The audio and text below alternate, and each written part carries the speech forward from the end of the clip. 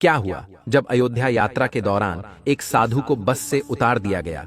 उसके बाद सभी लोगों ने वहां जो चमत्कार देखा उसे देखकर आपके पैरों तले जमीन खिसक जाएगी, क्योंकि वह साधु महाराज ने एक ऐसा चमत्कार किया जिससे बस ड्राइवर के साथ साथ सभी यात्रियों के रोंगटे खड़े हो गए। आगे बढ़ने से पहले अगर आप भी राम भक्त हैं तो वीडियो को लाइक करके कमेंट बॉक्स में जय श्री राम जरूर लिखें। ऐसा कहते हैं जब प्रभु श्री राम के मंदिर को मुगल आक्रांताओं द्वारा तोड़ा गया था, उस समय 4000 संतों ने इस मंदिर की सुरक्षा के लिए अपने प्राणों का बलिदान दिया था। यानी इस भूमि को संतों के बलिदान की भूमि भी कहा जा सकता है। जब भारत में राम मंदिर का निर्माण हुआ तो सबसे ज्यादा प्रसन्नता इन साधु संतों को ही हुई जो बेसब्री से राम लल्ला के टेंट से भव्य मंदिर में जाने का इंतजार कर रहे थे। इसी कड़ी में 22 जनवरी 2024 को राम लल्ला की प्राण प्रतिष्ठा का समारोह होने वाला था। ये काफी भव्य समारोह था जिसमें देश विदेश के कई बड़े दिग्गज लोग शामिल हुए थे, जहां पर हमारे प्रधानमंत्री नरेंद्र मोदी व अन्य साधु संतों की उपस्थिति में रामलला की प्राण प्रतिष्ठा का कार्यक्रम भव्य आयोजन के तौर पर किया गया। लेकिन कहते हैं ना, जब भी राम अयोध्या आते हैं उस दिन दिवाली जरूर बनती है। ऐसे में कई सारे चमत्कार हमें अयोध्या में देखने को मिले हैं। उन्हें में से एक चमत्कार तब हुआ जब इलाहाबाद में रहने वाले एक दिव्य साधु बस के माध्यम से अयोध्या जाने के लिए रवाना हुए। वे उत्तर प्रदेश की एक सामान्य बस में बैठे हुए थे, लेकिन उनके पास कोई टिकट नहीं था। वह काफी दिव्य और सिद्ध साधु थे। सदैव उन्होंने अपना जीवन प्रभु श्री राम के चरणों में समर्पित किया था। लेकिन बस में जब वह बिना टिकट बैठे तब बस ड्राइवर ने पूर्णतः नजरअंदाज किया। लेकिन जब वह आधा सफर तय कर चुके थे तब बस कंडक्टर उनके पास टिकट मांगने के लिए आया। लेकिन उन साधु महाराज ने कहा कि साधु तो चलता भला, मेरे पास कोई पैसा नहीं है। मैं सिर्फ तुम्हें आशीर्वाद दे सकता हूं कि तुम्हारा व्यापार दिन दुगनी रात चौगुनी तरक्की करे। लेकिन वह बस कंडक्टर बहुत ज्यादा गुस्सा हो गया और उन साधु महाराज का मजाक उड़ने लगा, क्योंकि वह धर्म से एक मुसलमान था। उन्हें खरी खोटी सुनने लगा और उनका हाथ पकड़कर उन्हें बस से बाहर निकाल दिया। वो इलाका काफी जंगली इलाका था, लेकिन वे साधु महाराज जरा भी क्रोधित नहीं हुए और सामने एक शिला रखी हुई थी। वे उस शिला पर जाकर बैठ गए और राम नाम का जाप करने लगे। और चमत्कार कुछ ऐसा हुआ कि जब बस को पुनः शुरू किया जाने लगा तो बस चालू होने का नाम नहीं ले रही थी। सभी के मन में यही सवाल था कि इलाहाबाद से लेकर इस स्थान तक बस एकदम सही थी और आखिर अभी शुरू क्यों नहीं हो रही है। तकरीबन 1 से 2 घंटे बीत गए। सभी तरह के मैकेनिक आ गए और बस को ठीक करने का प्रयास करने लगे, लेकिन बस तो सही होने का नाम ही नहीं ले रही थी। ऐसा लग रहा था मानो बस उसी जगह पर जम गई हो और किसी की इच्छा के बाद ही आगे बढ़ेगी। तब बस ड्राइवर, जो कि एक सनातनी था और हिंदू धर्म में मानने वाला था, उसे उन साधु महाराज का अपमान याद आया और वह समझ गया कि यह उन दिव्य साधु महाराज का ही चमत्कार है। जब से हमने उन्हें इस बस से अपमानित करके बाहर किया है तभी से यह बस बिगड़ी है। तब उन्होंने उस मुस्लिम बस कंडक्टर को आदेश दिया कि जाओ और किसी भी तरह उन साधु महाराज से माफी मांगकर उन्हें पुनः मना कर लाओ और बस में सम्मान के साथ बिठाओ। तो वह मुस्लिम व्यक्ति इधर उधर उन साधु महाराज को ढूंढने लगा। तभी सामने की शिला पर उसे वे बैठे हुए दिखाई दिए जो राम नाम का जाप कर रहे थे। वह मुस्लिम युवक उन साधु महाराज के पैरों में गिर गया और उनसे माफी मांगने लगा कि मैंने जो गलती की है मुझे उसका एहसास हो चुका है। आप एक दिव्य साधु है, सिद्ध पुरुष है, मुझे आपके साथ ऐसा बर्ताव नहीं करना चाहिए था।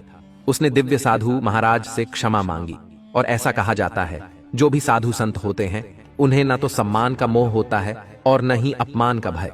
उन्होंने उस मुस्लिम व्यक्ति को माफ कर दिया और लेकिन बस में बैठने के लिए 2 शर्तें रखी।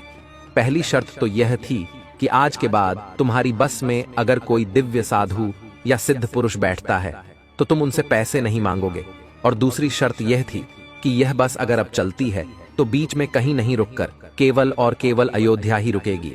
बस कंडक्टर ने उन साधु महाराज की दोनों शर्तों को स्वीकार किया और सम्मान के साथ उन्हें पुनः बस की उसी सीट पर बिठाया। और चमत्कार कुछ ऐसा हुआ कि जैसे ही साधु महाराज बस के अंदर बैठे पुनः बस स्टार्ट हो गई और सभी लोग पुनः अयोध्या के लिए रवाना हो गए। सभी लोग उन साधु महाराज के चरणों में गिरकर उनसे आशीर्वाद ले रहे थे, क्योंकि सब समझ चुके थे कि यह कोई साधारण साधु महाराज नहीं है। इसके बाद वे सभी लोग कुछ घंटे में अयोध्या पहुंच गए और प्राण प्रतिष्ठा के समारोह को अपनी आंखों से उन्होंने देखा। दोस्तों, कई दिव्य साधु महाराज संत देश के अलग अलग हिस्सों से अयोध्या पहुंचे, क्योंकि उनके भी पूर्वजों ने इसी अयोध्या राम मंदिर निर्माण के लिए अपने प्राणों का बलिदान दिया था। कई ऐसे कार सेवक हुए हैं जिनकी उम्र मात्र 23 से 24 वर्ष थी, लेकिन जब बात आई राम मंदिर के खातिर सीने पर गोली खाने की, तो खुशी खुशी आगे हो गए और भव्य राम मंदिर के निर्माण के लिए अपने प्राणों का बलिदान दे दिया। आज यह हमारा सौभाग्य है कि हम राम मंदिर को बनता हुआ अपनी आंखों से देख रहे हैं, इस पल को जी रहे हैं, और आने वाले समय में राम मंदिर जा भी सकते हैं। लेकिन यह जो राम मंदिर का निर्माण हुआ है, उन कार सेवकों के बलिदान का और उन दिव्य साधु संतों के बलिदान का प्रतीक माना जाता है।